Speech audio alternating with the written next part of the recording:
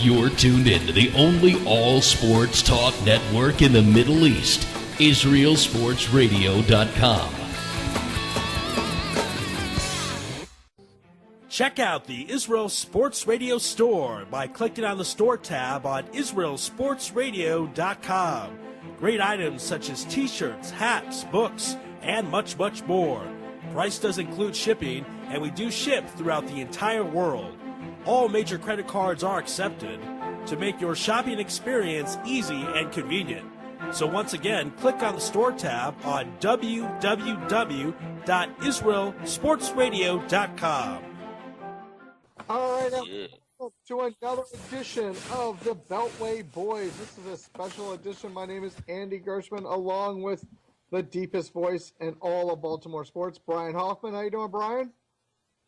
I'm doing great, but I'm feeling better that we're not the only ones on the radio today. We have, like, my favorite guy from Israel right here, don't we?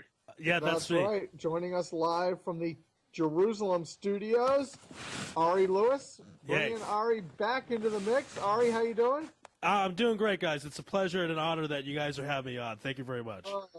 Well, you know, how could we do this without you? And coming up at 11:30, Brian and I are going to have another guest, believe it or not. We're going to go with 4 people on this line at the same time, and this is going to be Jason Butt, who wrote a book by Triumph Books, 100 Things Ravens Fans Should Know and Do Before They Die. So I know Brian will be exceptionally happy about that because is one of them lose an overtime game at Soldier Field? No, because you know that's already been done. So Brian, It's been crossed off that bucket list. That's right. But luckily we got a Super Bowl in Tampa Bay, you know. That's right. So we always start with going around the Beltway. So, you know, I'll start with the 1 o'clock Redskins, Eagles. I think we can officially say that the wheels have completely fallen off of the Redskin bus for the year. Dysfunction has set in. Santana Moss calls out RG3. RG3 calls out his receivers. And if you listen carefully, they're all calling out Shanahan. So, Brian, what do you hear from the Baltimore? Because I think the Redskins are now done. Officially, fork in them. Turkey is cooked. Yeah, I mean, I really, at this point in the NFC, don't see 2 teams getting it out of the NFC East. The Eagles have kind of that momentum thing going for them right now of kind of like which team has had the right players and the right situations come at the right time. And in comes Nick Foles. He immediately has a nice chemistry with the receivers, Riley Cooper, Deshaun Jackson. They have one of the best running games with LaShawn McCoy. Their defense is not so good, so I really don't see them doing that much in the playoffs. But as far as the teams in the NFC right now, we both picked the Eagles, and I see them on top of that division. And the Redskins, yeah, we talked a little bit about outside of Pierre Garçon, who are the other receivers. Why does Jordan Reed only have under 20 yards when he looked brilliant just a few weeks ago? Right. I mean, I just think the play calling has been stale. You know, that there seems to be a hint that sure enough, the Eagles knew which plays the Redskins were calling, which is kind of scary to think that a first-year head coach in Chip Kelly had his guys prepared over a Shanahan team, that they knew the plays that were coming. I mean, it's hard to believe. You mentioned that the Eagles have all the momentum. Don't sleep on the G-men who, you know, have reeled off 4 in a row and have a Dallas team coming off a bye, which we'll get to our picks later. But that should be an interesting game because that game, I figure the loser of that game can also be put in the done category, either team. So, you know, it's going to be an interesting go. Of course, your team goes to overtime again 2 weeks in a row. Little different outcome this time. Yeah, I mean, this was a really important game for the Ravens as far as a potential playoff positioning. And now you look around the AFC, you see the second wild card spot only at 5-5, And not only just 5-5, you're talking about, or 5-4, you're talking about teams like the Miami Dolphins and New York Jets. Nobody's going to take those teams seriously as the second wild card. So the Ravens could have really built themselves into a solid position this week.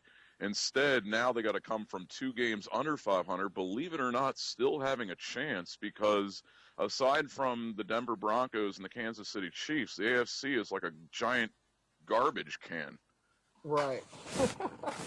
Well, what's interesting is you also had, at the same time, you had Cincinnati beating Cleveland, so that didn't help you at all.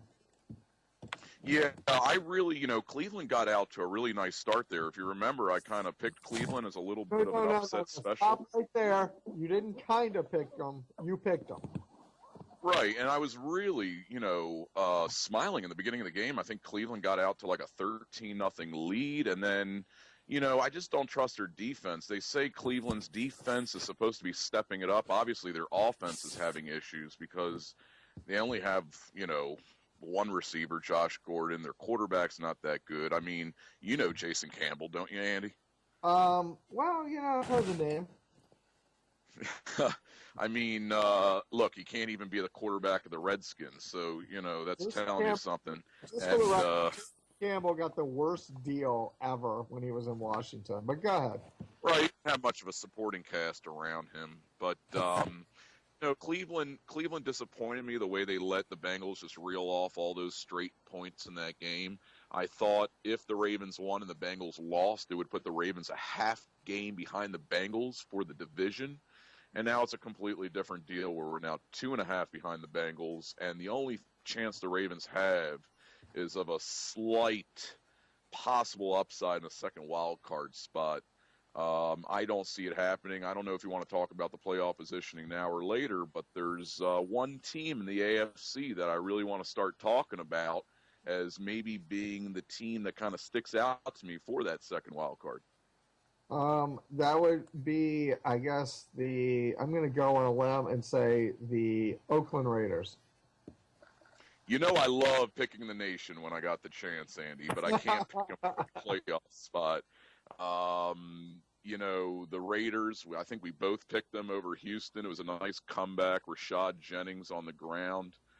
Been a nice backup for Darren McFadden. No, but in all seriousness, the team that I really see has somewhat of a chance, and it would be an absolute amazing comeback on their part, and it's only because the AFC is garbage. And the team that has a chance, the Pittsburgh Steelers.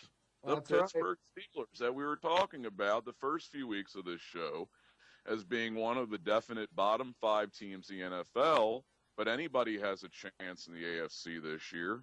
And the Steelers might be playing the best football of any team that is actually in that second wild card talk. I expected it, you remember, to be the San Diego Chargers, but they've really disappointed me in a couple of easy games. I mean, they can't even beat the Dolphins. Right, I know. But you know what?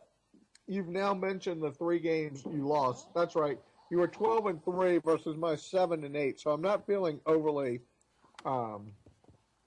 bad for you in that pick.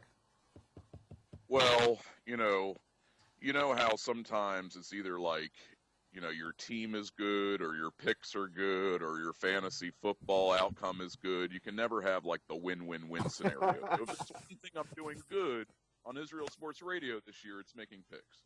Exactly. And we're glad for that. Obviously, I'm not doing so well in the fantasy football part of Israel Sports Radio. Right. Exactly. Well, but we're used to that. We're enjoying beating you. By the way, I did beat my 10-year-old this week, but we'll get to that later. Right. I expect to win the rest of the season. In the NFC, it's really turned very interesting here. San Francisco loses its second in a row, and here comes the Ari Lewis Arizona Cardinals. 3 wins in a row to bring them to 6-4. Yeah, 6-4, guys. I was thinking about this earlier today. 10 wins is going to get them in, so they have 6 games left. If they play 500 football, 3-3, I don't think they're going to get in. If they play 4-2, I think they probably will get in, although it'll be close.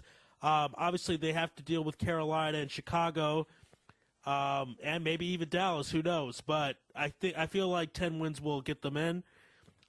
They finally have some type of quarterback to throw to Larry Fitzgerald, and Michael Floyd also is a really good second receiver. He had a great game last week. That's why I won in fantasy, and I won't talk about who I beat because it's not appropriate. But yeah, you have a real Arizona heavy receiver core in our fantasy league. Michael Floyd, Fitzgerald are both on your team, right? That's right. I picked both of them because the thinking is if Larry Fitzgerald's going to have a good game, so will Michael Floyd. So I wanted them both on the same team. I mean, after Kurt Warner, it's been a disaster. They had tried Matt Leinart.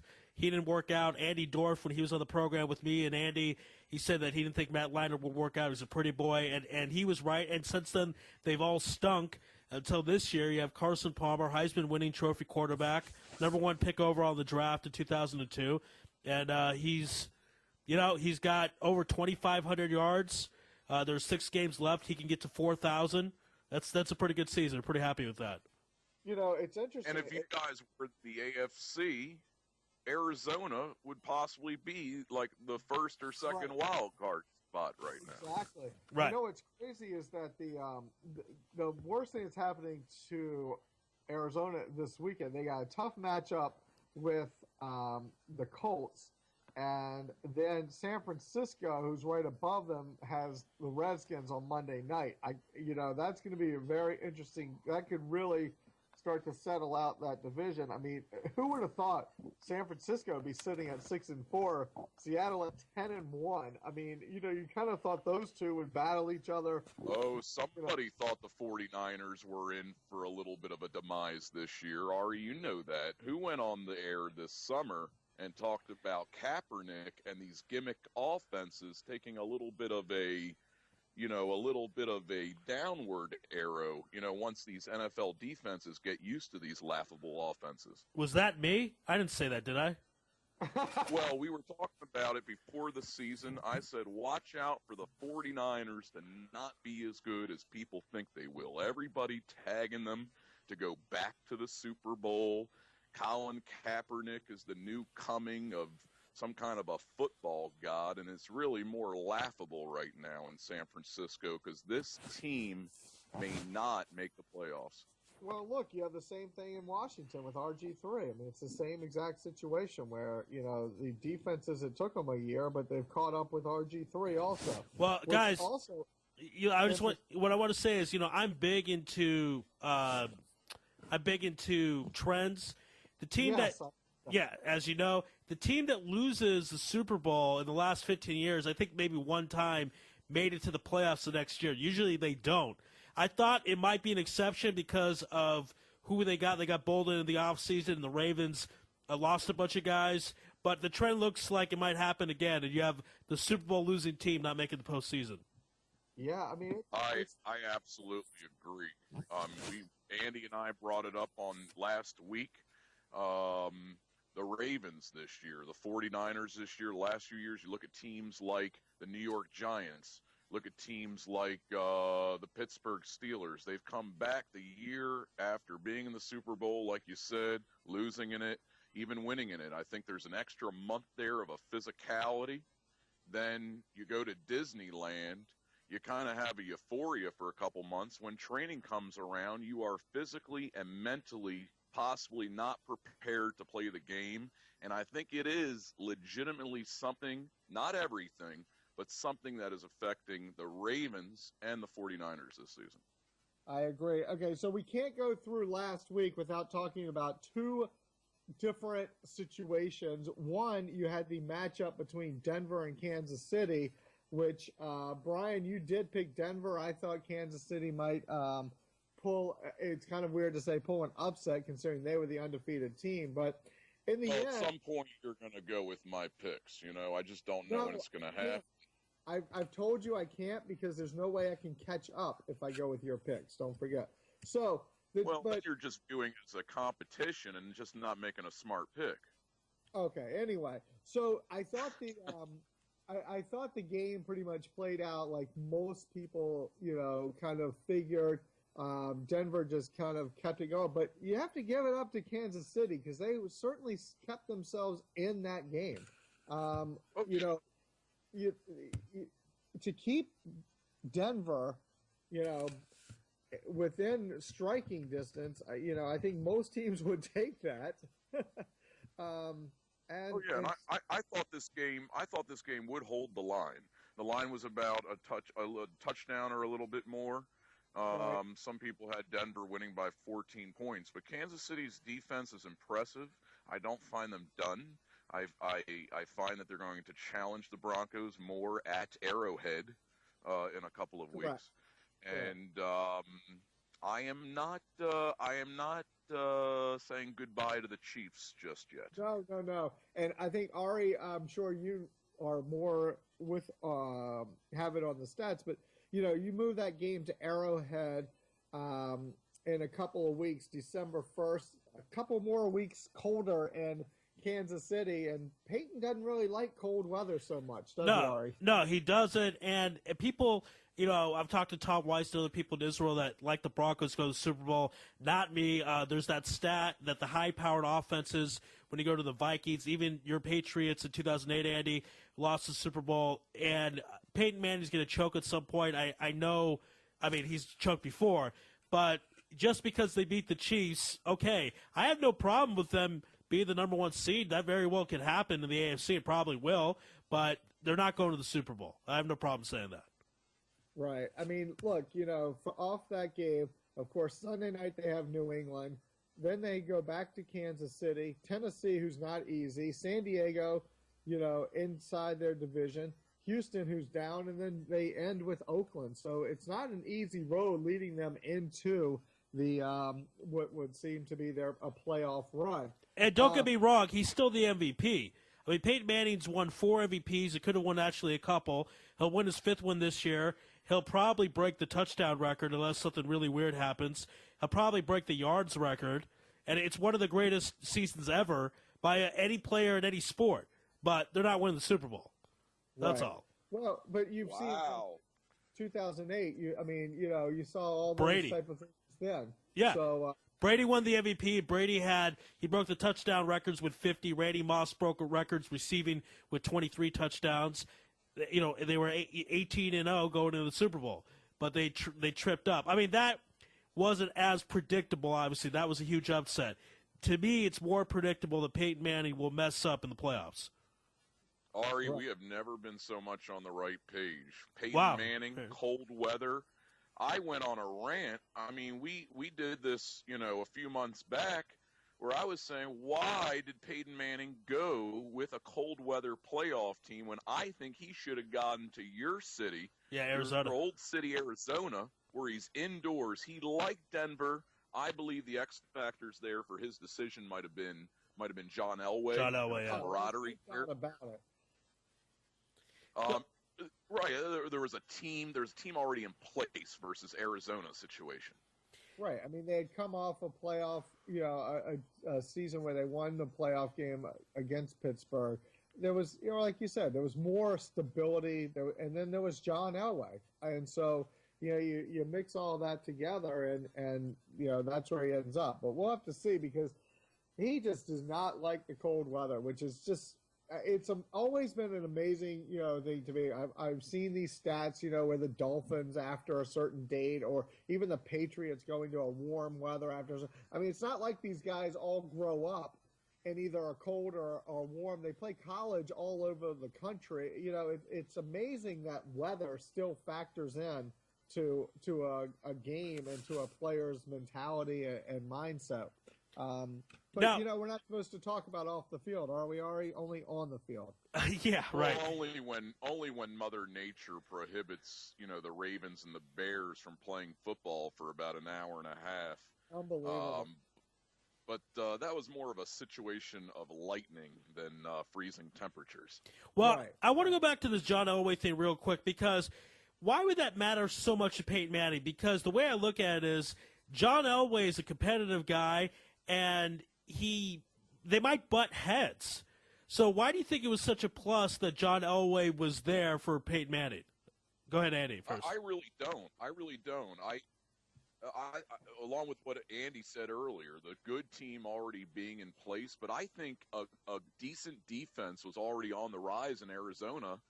And, I scratch my head, because one of the things I'm most impressed with Peyton is his intelligence on the field. It's something that separates him from all the quarterbacks. Might be, at the end of the day, the best quarterback to play in this league, in the NFL's history.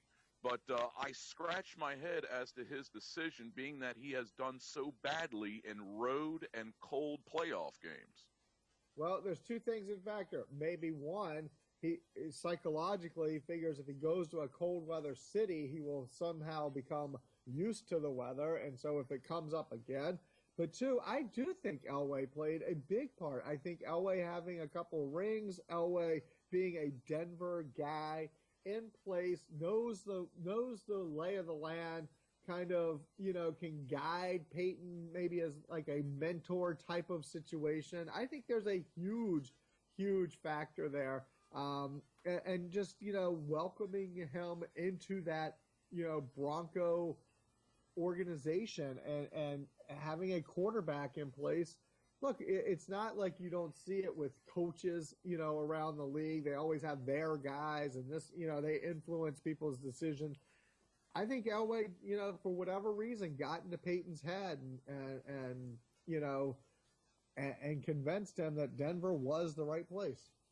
Though, it's Elway like might be the Well, I was gonna say, I'm not saying they're babies, but if I'm Elway, I know that I am the greatest Bronco quarterback in the Broncos history. Maybe I would not want to start to come in and then have people decide who was better. I don't know. Maybe he doesn't think that way. He might think, hey, I'm the vice president. I want to win. I don't care who comes in. I don't care if he breaks my records. Because John Elway, stat-wise, is not Peyton Manning. He's not anywhere close. And Right. Peyton Manning's going to have all these Bronco records, like most touchdowns of the season, most yards of the season, most passing completions. Maybe Elway just doesn't care, and people make too much of it. I don't know. Maybe it's just all about the rings. Yeah, maybe Elway's happy to win. Elway might be the man, but him and his people don't know how to use a fax machine, and they lost one of the best pass rushers in the league. And That was pretty funny. Could be a reason also why Denver does not win a ring this year. Well, yeah, I mean, look, that was about as stupid as it gets. But, I think it's going to be one of those things where it's just going to come down to, I agree with Ari, it comes down to these high-power offenses do not seem to be able to make it work when it comes down to the Super Bowl and crunch time. It's very rare. So, Brian, since we have like 6 minutes, I think that's enough time. We might as well get into the refereeing debacles over the weekend. It started with Ahmad Brooks and the call on the hit on Drew Brees. You had a situation in Washington where Trent Williams came off the field afterwards and said he was being cursed at and called by referees the whole time. And then, of course, something happened. I was at a concert, so I don't really even know. Something happened Monday night, I guess. Yeah, you were at a concert, huh? Ari, you got to love how the New England Patriots fan, the first thing that comes out, some kind of like excuse regarding Right. Refereeing. And these are the same trolls, by the way, some of them.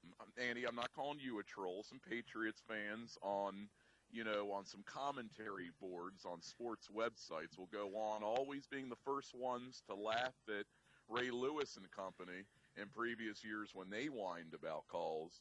So, look. Well, guys, I just want to say this. Yeah. Let me say this. During Super Bowl 43, when the Cardinals lost the Steelers, I was at a concert, so I don't know what happened. Well, just for the record, I was at a concert. Actually, I just left the concert. I was on the train when I was watching it on my Game Center app on ESPN. So I did not see the play live at all. I didn't see it actually till yesterday morning. I heard about it on the train. Look, either way, it doesn't really matter. I think, once again, Belichick is getting crushed for not saying anything, which I But that's love what he the does. way- But the spin on this is unbelievable to me. Belichick is looked at as such an ass for not saying anything, yet when your guy, our favorite head coach in basketball for the San Antonio Spurs, refuses to talk and acts like a moron on the sideline. He is considered witty and funny. Right. Belichick doesn't speak. then he's considered a grouch and only he's just making the job harder for reporters. Blah blah blah. It doesn't matter whether you like the Patriots or not. I think the call. I've heard explanations on both sides. I think the call personally. I looked at it. You have to call either holding or something. The call wasn't made. They're still 7-3. They're still going to win the division. They're still going to go to the playoffs. It doesn't really matter in the end. I think that has more to do with than anything else. But it was a chance for them to get home field potentially with Denver. I mean, if they only have 2 losses, Denver has 1. They're in the ballpark. Now, I don't know. Now, I'm not saying they can't beat Denver in Denver. As I just said, I don't think the Broncos are going to the Super Bowl. But if you're New England, you would like the AFC title game at home, although that didn't really help them last year. So I'm not going to say the game doesn't matter. I'm going to say that the game is not going to decide the season. I'll say it that way. Right, exactly. And, and the bottom line is that it's a 16-game series and a 16-game season. So it doesn't matter if the NFL comes out today and says, yeah, we blew the call. Who cares? They're not going to change the outcome of the game. It's over. It's done. It's not like the obstruction call in the World Series where it's a 7-game series and so it goes. It's one of those things where they threw the flag, then picked it up and walked off. I mean, that was the bizarre part about the whole play. What I found weird about it was Brady lost his cool, and we're not used to seeing that. We've seen him get emotional, but he's supposed to be Joe Cool, calm in crunch time, calm in the clutch, and for him to blow up to the referees, I think that meant more than anything else. I mean, not that Brady's losing it, but it just that's the first – when I saw that in the headline, I was like, what? Tom Brady? I mean, you wouldn't expect that for him, at least in as far as what I have watched Brady over the years. Right, but again, so if he doesn't do anything and doesn't say anything, then he's criticized for being unemotional and detached from what's going on. So it's a no-win situation for a guy like Brady.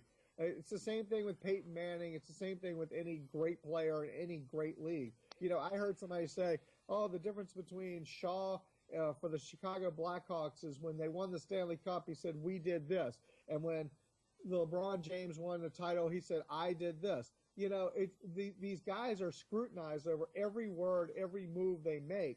So, you know what? I guess I'm glad that Brady is upset they lost because, it was a great game, first of all, from what I read. And I promise you I did not see the game. But just checking scores, I mean, the game was a punch-counter-punch, it looked like. And Carolina is for real. I mean, they've won 6 in a row. Brian and I both picked Carolina to win that game. And so, like I said, it's over. They're 7-3. And now I think they have more important issues, which is how the heck are they going to stop the Denver Broncos coming in? I appreciate you, Andy, as a New England Patriots fan, finally, like 10 minutes after we've been talking about the game, saying that Carolina is good. Because that is what Belichick fails to do, acts like a mensch, which 31 other coaches in this league do. It's not a rule that you have to be with the media.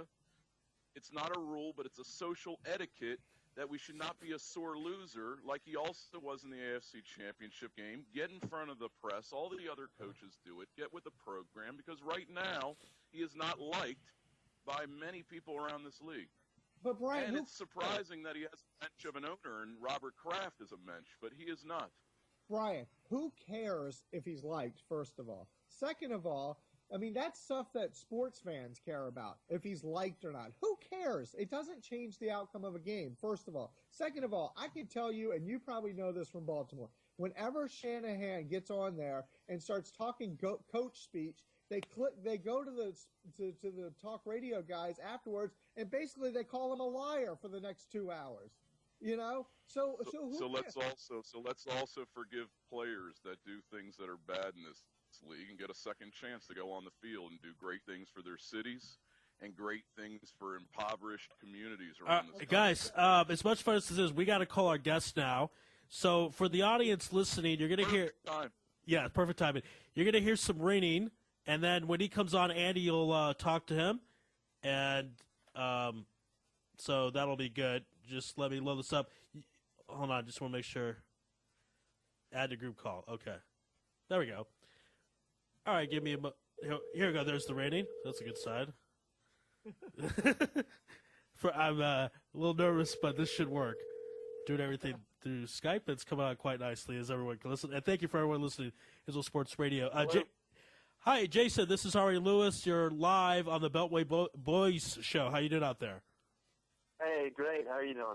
Good. So I'll turn you over to Andy Gershman. Go ahead, Andy. All right, so we are very excited to be joined right now by the author of 100 Things Ravens Fans Should Know and Do Before They Die, Jason Butt. The book is out through Triumph Books. You can get it on Amazon.com. Jason, welcome to Beltway Boys. Hey, thanks for having me on, Andy. So, Brian is on, and he's a huge Ravens fan, so he'll probably get into the Ravens stuff. But I want to know, how did the book come about? How exactly did you get involved with this? I know it's a series, the 100 Things series, but how did you get involved? Well, I had a friend, I'm originally from Georgia, and I had a friend who co-wrote the Falcons book within this series. And so it just so happened that, with the Ravens, making the playoffs last year and, winning the Super Bowl, that they wanted to, highlight some of the things that have gone throughout the history of the franchise. And so that's, the publisher reached out to the writer, and then he reached out to me, and then we just kind of connected from there, and it was a perfect fit. And Jason, where can I pick up this book, by the way? I got to pick this book up. This sounds great. Well, you can go on triumphbooks.com. You can go on Amazon. You can find it there. I know there's some Poor Boys locations that are going to be selling it now and around the Baltimore area, and I believe Greetings and Readings will be selling it also.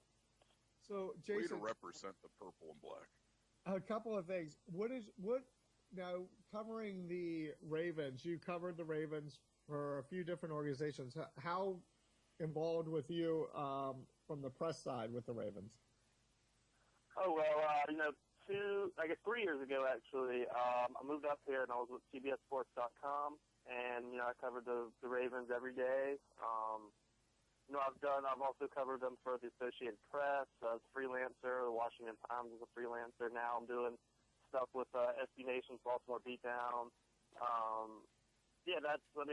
It's a daily thing covering the Ravens, and, it's interesting to say the least, covering this team.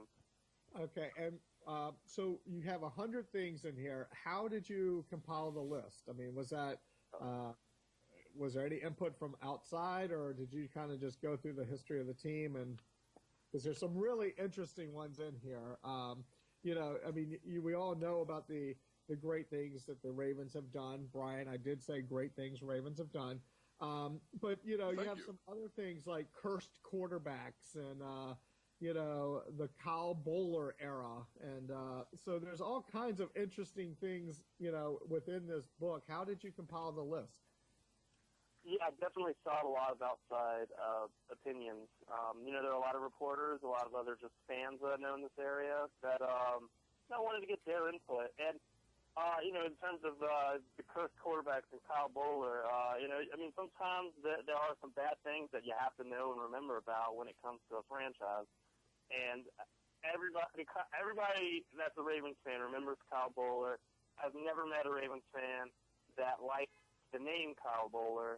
And it's just one of those things where, unfortunately for somebody like Kyle Bowler, that's what they're remembered for, and the Ravens as being the, one of, if not the worst quarterback. And I think he probably wasn't the worst quarterback in franchise history, but he was there the longest. He had the longest unsuccessful duration, and it infuriated the fans. They didn't have an offense. He was the guy that Brian Billick was really trying to lean on, and it just didn't work out.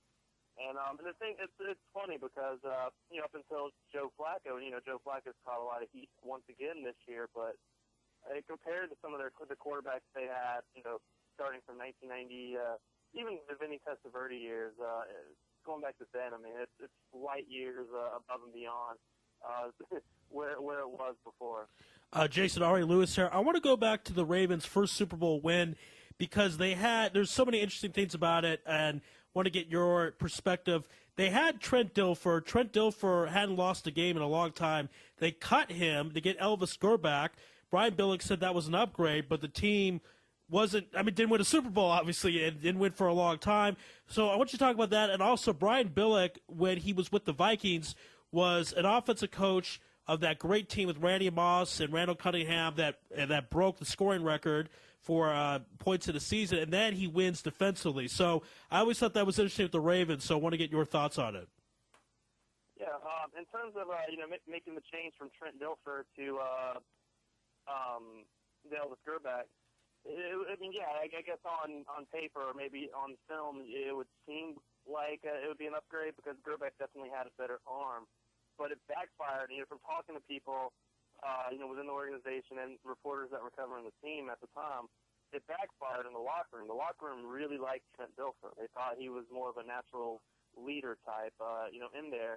And Gerback came in, and Gerback lost the team when he was caught crying on the sidelines. I believe it was against Cleveland. And that turned everything for the team. Thought at that point, who is this guy? This is a joke. So at that point, Gerback lost his teammates. It was a wasted year, essentially. As far as Brian Billick, that is very interesting, but at the same time, when you have Chris Carter and Randy Moss as your top two receivers, it's going to be hard for any coordinator to not be successful with those guys. Or I think it was Robert Smith was the running back at the time.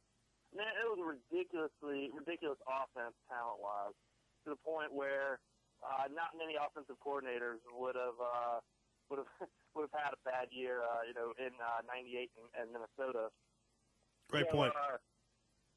It's just it's one of those things they never had the personnel in Baltimore to be successful in offense. They never had a good quarterback. They really didn't have a big time go-to receiver. They had Jamal Lewis. They ran the ball a lot. So they had a pretty good ground game, and they had an anchor at left tackle with Jonathan Ogden. So, but then, of course, on defense, just those first few drafts, especially the '96 draft, you get a guy like Ray Lewis, and then you end up having Pierre Boulware and Michael McCrary. Some of those early defenses, especially beginning in 2000 when all those guys were in their prime, it was just kind of amazing to look back on it and see that and most of the draft is luck in a way. They got lucky. It paid off, and they did a great job scouting the talent and being able to get the guys that they were able to get them, whether it was through free agency or through the draft. All right, Brian, I know you've got something. Go ahead. I think this book is awesome, first of all. And I've just been going through heaven just hearing about all these good things. And it really is mainly good things, isn't it? First of all, for a team to only be around since '96, we had so much success with the Baltimore Colts.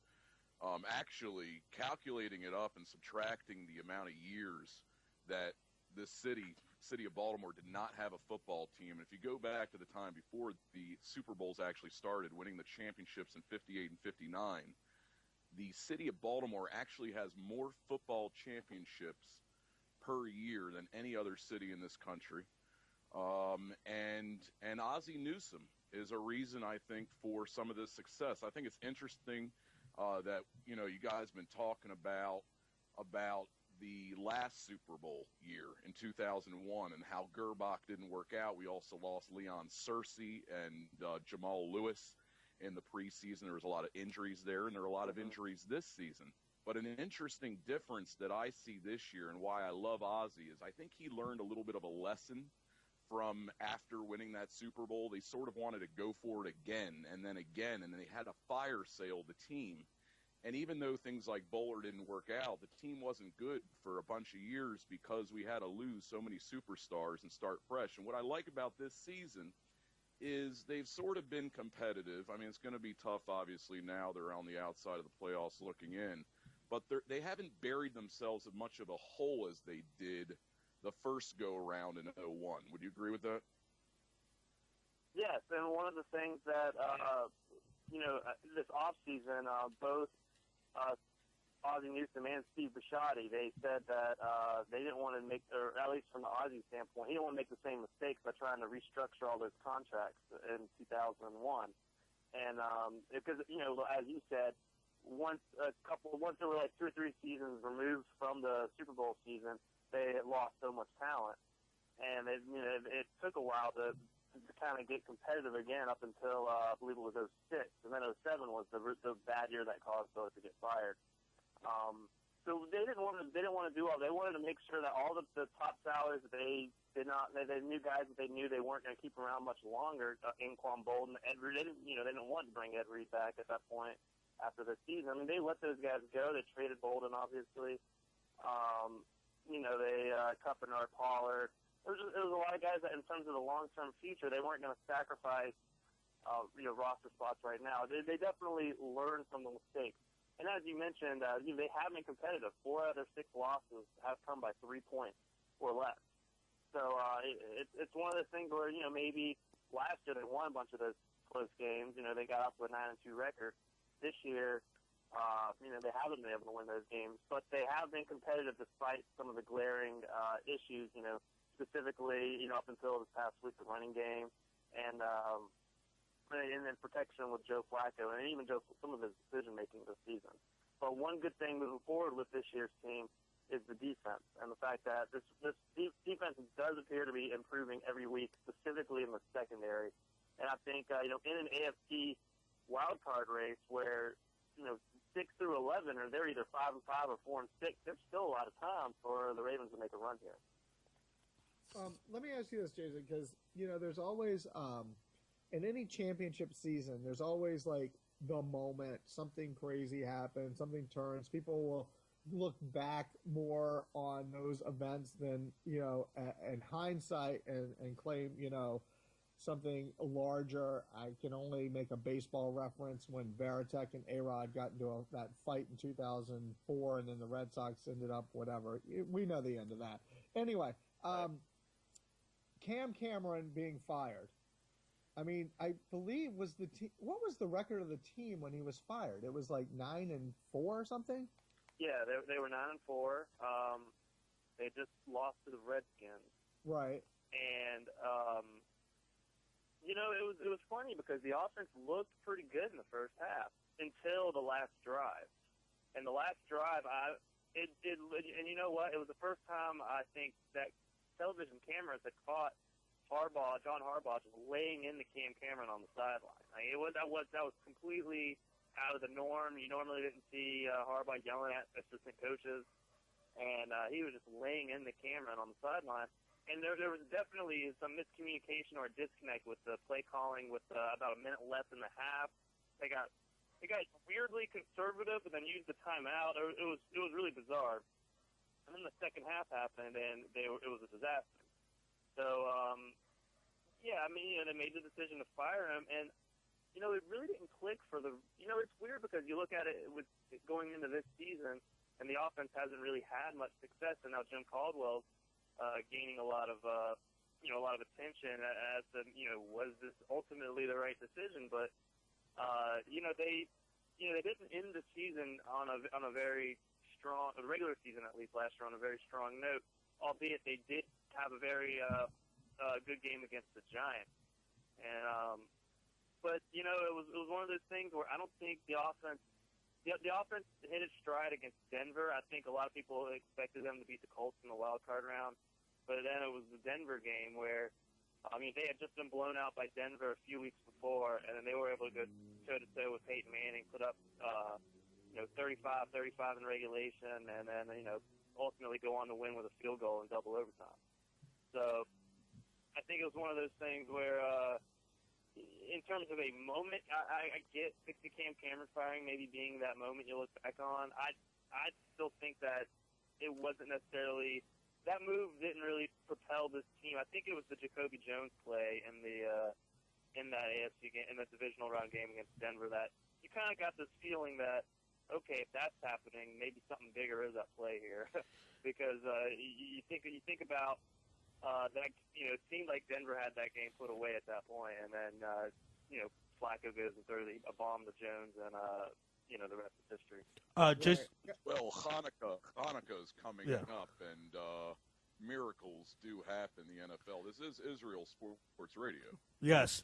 Last question. Right. Yeah, last question before we let you go. We know you're very busy. Appreciate the time. This is something I've got to know. It'll sound a bit like a curveball question, but I have to know this. We know Johnny Unitas was a Baltimore Colts staple, and my understanding is when the team went to Indianapolis, he didn't really associate with the team. He said, I'm a Baltimore Colt, not an Indianapolis Colt. Being that he had so much pride representing Baltimore, I want to know if he was ever involved with the Baltimore Ravens, showing up to practice, going to games, anything, or did he just not associate with the team because he was up in years? Tell us about that. Oh, yes, all those guys. Lemmy Moore, Art Donovan, all those old Colts guys became Ravens fans when Baltimore got a football team again. And John Unitas was often on the sideline for Ravens games. Wow. There's a statue outside of M&T Bank Stadium of Johnny Unitas. I mean, that was one of the more unique things that I've learned since moving up to this area and covering the Ravens. Because you think of former players of teams that later moved, they stick with that team for the most part. So that wasn't the case in Baltimore. There's this true football identity about the city of Baltimore that is very special, very unique, and something that I think that a lot of outside observers of the city should maybe recognize a little more. I found, as a kid growing up in Georgia, when I heard of Johnny Unitas, I thought Baltimore Colt, Indianapolis Colt. But, Unitas didn't think of it that way. He was a Baltimore Colt. He was a football player for the city of Baltimore. And, yeah, they, in the Ring of Honor, in the Ravens Ring of Honor, they honor, all the past, like, John Mackey, there's about 6 former Colts that they honor, and basically the 6 best Colts to play for the team when they were in Baltimore. So for a lot of people, I learned that the Baltimore the Baltimore Ravens are essentially, in their minds, especially for a lot of older fans, are an extension of the Baltimore Colts. You just, like, when the Colts left, you had the time lapse, but now it's the Baltimore Ravens. But essentially the two teams are linked. And, there's a lot of sentiment that, the team in Indianapolis is on its own. Maybe in a way, not officially, the way when the Browns moved to Baltimore and then the Browns kept the history and got a new team in '99. That's more of officially on the books, whereas the Colts kept their history in the books. But that's not the way that, the city of Baltimore looks at it, and that's not the way that guys like Johnny Unitas looked at it. All right. There you go. Jason, we really appreciate you coming on with us. Once again, I know you're doing a signing, I believe, this week or next week. So if you could tell us about that and where to pick up the book, because like Brian said, week away from Hanukkah, and it'd be a great gift for all those Ravens fans out there. So I'm doing it's going to be a while. It's December 21st, so in a month, from 4 to 6 at Greetings and Readings in Hunt Valley. That's when, I'll be doing a signing up there. Okay, and it's available on Amazon.com, on TriumphBooks.com, and I'm sure we will speak to you soon as the season goes on. But we really appreciate you coming on, talking about the book and talking about those Ravens. Yep, I appreciate it. Thank you guys so much for having me on. Thank you. Right. Jason. Be well. All right. Hello? Okay. Hold on one second, folks.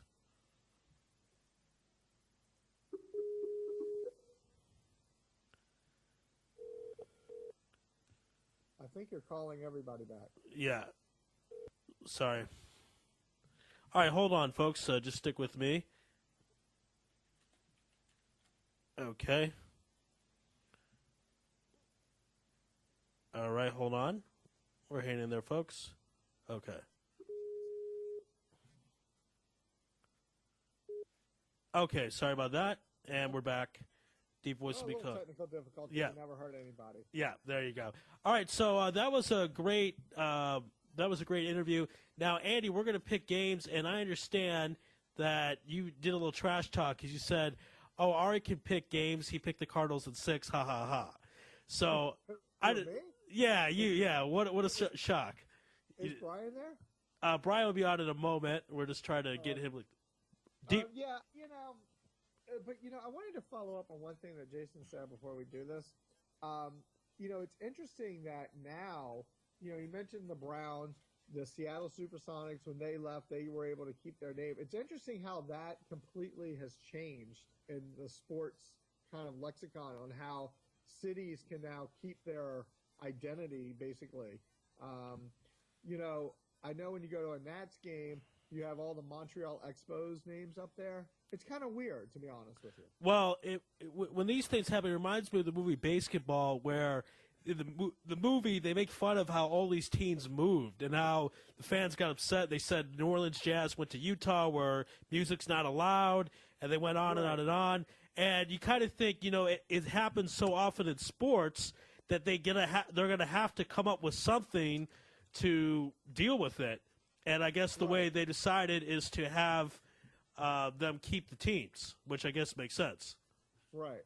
Is Brian on with us? Brian's still not. We're still trying to call him, so you hear the rating there. And hopefully we'll pick up. But we will pick games in the last 10 minutes of the show. And I just want to – there we go. D-Voice?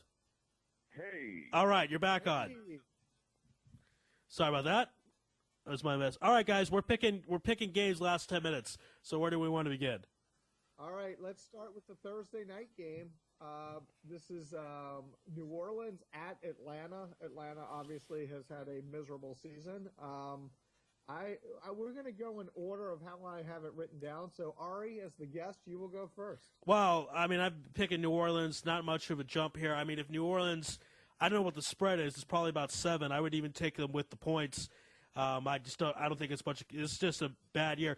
I mean, not to go too long, but Atlanta lost in the title game, and that might have really crushed them more than we think. And New Orleans going to win this one. Right. All right. I'm going to also go New Orleans. Brian, any doubts there? Saints football, really like it right now. All right. I'm going to just go in order of how they are written on this sheet. The Dallas Cowboys at the New York Giants. This is a Week 1 rematch where the Cowboys hung on to beat the Giants, and the Giants ended up losing the next 5 games. The Giants are in a much different situation right now. They're coming off 4 in a row. The Cowboys coming off a bye week, trying to get a little healthy. Ari Lewis, how do you see it? Well, I think you foreshadowed by saying at the Meadowlands, or where at the Giants play, and the Giants have the home field advantage. They're on the 4-game winning streak. I think they're going to learn from their mistakes in Week 1 and win this. I think it'll be close. I think they'll win by about 6 points, but I like the Giants in this game. This would be my homer pick of the week. I am going to go with Dallas, and I think coming off the bye week could be exactly what they needed. A little rest, little relaxation, and catch the Giants coming off that win. 4 in a row is a great streak. I don't see it continuing. I'm going to go with the Cowboys. I think it's going to be interesting to see if Miles Austin takes his job back this week from Terrence Williams. That could be an X factor in the game, and one of my conditional picks that if Miles Austin this week somehow has a combination of either 1 touchdown or 100 receiving yards, Dallas wins this game. All right, so, Ari, in case you don't know, Brian gets a conditional pick where if 14 things happen and he's right, then he gets to keep the pick. Otherwise, he picks the Giants. So that's his conditional pick. All right. The Sunday night game is the Denver Broncos at the New England Patriots. Broncos coming off a huge win. The Patriots coming off another loss. Well, you see, again, that's why it was a big deal the Patriots lost, because had they won and then they win this week, they would be the driver's seat for home field advantage. Partly because they lost this week and because Peyton Manning's just having that type of season. I know I said they're going to lose the playoffs, but I think they're going to win the regular season when these two teams meet. So I'm going to take the Denver Broncos to win by a touchdown. All right. And we also have what we call the Art Lewis pick of the week, which is where it's a no-lose situation. So I'll pick Denver. Oh, right. For you, it's Ari Lewis, right? Like you picked Carolina. We both went with Carolina. I believe that was the Ari Lewis pick last week, right, Andy? Picked Carolina over New England? It was. It was. There you go. And, in this game, I think for New England, they had an outside chance of having a possibly a couple more home playoff games. That's going to be very important in the postseason. I do have them losing this, although it's not going to hurt their situation in the AFC East. I think New England still wins that division, but I do have Denver in this game. Yep, all three of us. Okay, we're going to go through some of these quickly because some of these teams are completely irrelevant or some of these games are just lopsided. But Carolina at Miami. Carolina. That's easy. I'm gonna go Carolina as well. I'm going Cam Newton. That's all three of us, Panthers. All right, Chicago coming off of an impressive win at St. Louis. I have Zach Stacy this week going crazy on the ground. St. Louis, I have taken this thing against Chicago. I'm tempted to take St. Louis also, but I'm going to take St. Louis. I don't know why. I just feel like picking the Rams. I'm going to take them. I'll just go with Chicago. Just be different. You might gain a game on me with that one, Andy, possibly, but I really like this blue chip Zach Stacy, and I hate the Bears' rushing defense. I mean, even Ray Rice had over 100 yards this week. Right, and they still lost. All right, Jets at the Ravens. Ari? I'll take the Ravens here. You know what, Ari, you're a man of trends. The Jets win every other game. They lost last week. I'm going to go with the Jets, Jets, and say this is the end of the Ravens season. Go ahead, Brian. It's not going to happen. Geno Smith is the quarterback of the Jets. He barely did anything this week, actually had something like -8 fantasy points. Now he comes to Baltimore, which is just itching for a win. I actually have the Baltimore defense in one of my fantasy leagues as a substitute for the Seattle Seahawks, who are on a bye. And I have the Ravens handling the Jets, a young quarterback. The running game is Chris Ivory and Bilal Powell are not going to do anything this week. All right, so you're going with the Ravens. That's shocking. Yes. All right, in the somebody has to win game of the week, Jacksonville at Houston. Ooh. Well, Houston was my Super Bowl pick, so I'm going to pick them here at least. So I'll take the Texans. All right. I'm going to take the Texans as well. And I'm hoping that, Cecil Shorts, I got to mention a little bit of fantasy, right? I'll be quick, though. We can pick it up here. Come on. We're picking games. We're not talking fantasy. I wish Cecil Shorts and the Jacksonville offense would start scoring some points, but I don't think it's going to happen. Houston, they're going to ramp up their defense this week. J.J. Watt, I think they're going to take some frustration they've had this season out on Jacksonville this week. All right. And Minnesota at Green Bay. Still no Aaron Rodgers, I believe. Yeah, but Minnesota's having a tough year. I'm still going to take the Packers. I'm still going to take the Packers as well. Scott Tolzien went through this, a good Scrabble word. You get the Z there, that's 10 points. You get the 7-letter bonus, but it spells a loss for the Packers. All right. I don't know what that just meant, but anyway. Their backup quarterback. No Aaron Rodgers, no win for Green Bay. Surging Steelers at Cleveland. I'll take the Steelers. As you mentioned, they're surging. I think they win this one. I'm going to take Cleveland on this one at home. I think the Steelers, this is a must-win game for the Steelers. In must-win games, the Steelers do well. They're on a roll right now. I kind of like them as my favorite for the second wild card, and I think they have to beat Cleveland. And when it comes to having to win games, Pittsburgh does a better job at it than the lowly Browns. All right. Tampa Bay at Detroit. I'm going to go with Detroit. Calvin Johnson is monster games this season, and I think that'll be too much to handle, so I like the Lions. I agree, Lions. Yep, I'll take Lions as well. All right. San Diego at Kansas City. Well, Kansas City lost to Denver, but they still have 9 wins. I think they'll get their 10th, and they'll beat the Chargers. I agree with you there. Brian? San Diego has really disappointed me in recent weeks. They've had an opportunity to take over the second wild card spot, and they've lost games against the teams such as the Miami Dolphins. It's unacceptable. I got the Chargers losing another one this week. I don't like the way they're playing right now. All righty. The next game up is the Tennessee Titans visiting the Oakland Raiders. I'm going to take the Titans here. The Ravens quarterback the Raiders quarterback position doesn't really impress me, so I'm going to take Tennessee. Andy, who do you have me penciled in for here? I'm going to go with the Raiders. I have you penciled in for the Raiders. That's correct. You're, I'm going to try to put a curveball in there sometimes, like St. Louis over Chicago, but no. Anytime I get to take Raider Nation, I'm going to go with it. Tennessee is another team that's had a chance to do well in the AFC, and they got a problem at quarterback right now. If you got to go to Ryan Fitzpatrick, it's rather unfortunate. And I'm going to take the Raiders over the Titans this week. All righty.